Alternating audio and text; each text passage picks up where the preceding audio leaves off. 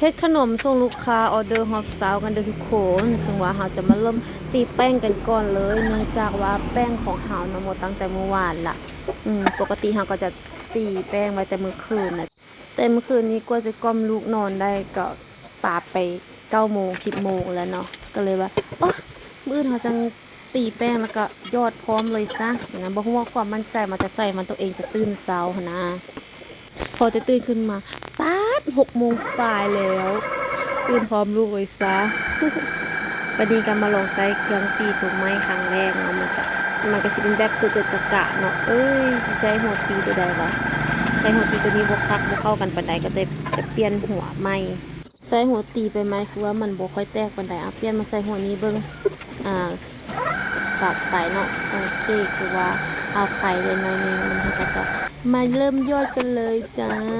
โปะๆลงไปเลยเร่งความไวคูณ10ไปเลยสิจ้ากว่าสิได้ยอดก็7โมงแล้วแต่ว่าเป็นอย่างน้องเหลือเวลาอีก1ชั่วโมงทันแน่นอนในที่สุดภารกิจก็สำเร็จลุล่วงเนาะบอกแล้วเคยบอกแล้วว่าเฮ็ดจังใดก็ทันแน่นอนตั้งแต่ว่าจะแล้วไวหรือแล้วซาเท่านั้นเอง